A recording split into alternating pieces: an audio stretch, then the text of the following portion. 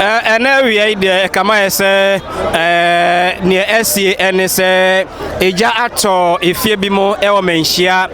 Rosie Cinema sa kwan na ofri Dr. Mensa na oba Manhyia ode woni kire na ofa ho ewura hospital ho no ho pepepe na mekan se amno kasai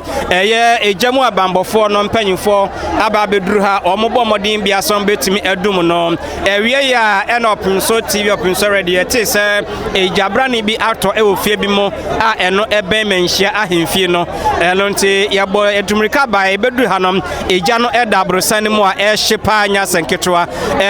ejamu abambofo fire service for no omo etimi aba beduru a omo ebo modin bia se ejai ombetimi aheno motimi aso ano yene omo amo ha no bi ebetwetwe nkomo na omo aboa yen ebra kro a ejai hyase ene de enti a abeduru sebre opanyin ba akọ menchen papa memo akọ aba Opemsuo TV so no mejo so na pomboko de mapomboko yo send this ba e ba no sen okay me wo hwa na oba bi free efie ne to a efie ehye ne so beka chen say da eja ne eja ehye wo abrasan to aso enan so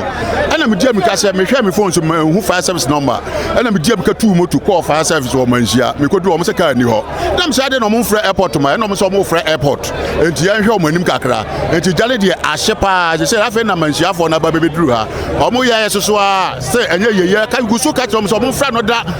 your friends fire amra so a akwa go a different story and ye na ije ha mpedi de aba betu ya akwakwa ya ehu pa ja shi kuma se mo bebre na we de abro so gas wo fie ni nyina mti bi blo tia do gum tie sama ni die mu a ya pamocho sa tonso konfa no tie o your friend is airport o ba bia mo from do mu nyina am na stand no ye hu na ni so yie na me ya hwe me gire se ni powder so tifie no mo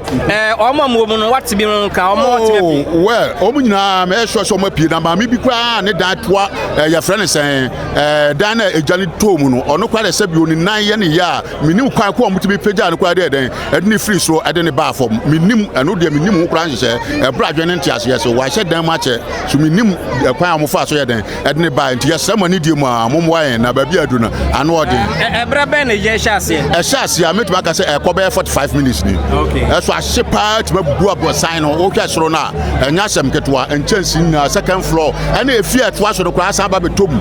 ama lucky omotima dum efie na to aso na de nyina nti yese no de omugusu nti yese mo ma more fire service no mo ma be boa yen yedamase me da sipi dwumadie no de ekoso ewo machiri ha abrosan ya ka ho asami eno na ohunu ehro no de ni nyina hye dwurebe de bambo mo bambo fo bo modin ne se ombetimi se entre enko adan hodo a eben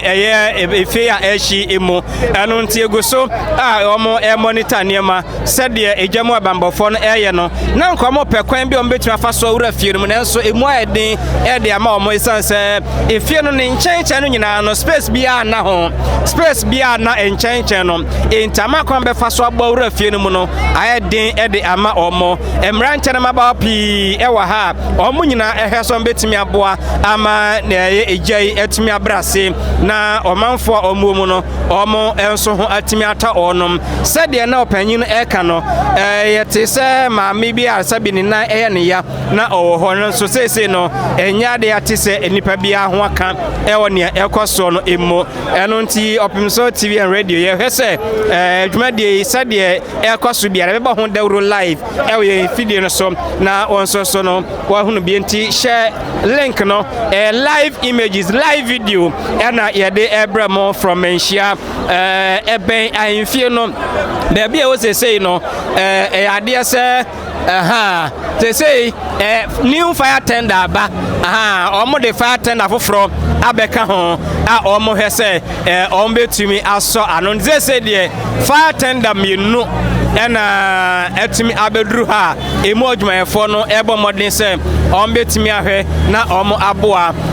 sese amono kasai eye fire for nkwa Ghana prison service omo so omo Manhyia himfi no emu odwumayefo no bi ewo ha a omo nyina ehwe betimi aboa ama enne dwumadie na na se eja no etumi abrase eja ato ewo efie bi a eben Royal Cinema say new fire tender ba a omo etumi aweso betumi aboa ama eja no edum eja no ne ewo efie no inside no eno na ama ne memo eden ama eja fire service personnel no eho no enemo ede sanse there is no space a omo ne bewura mu etumi akọ henia ekoso na se kombefa so a omo ebetumi edum no eno ena ye hwe no live on TV no so no eno nti safe ena wa beka ho a fire outbreak a ekoso ewo Manhyia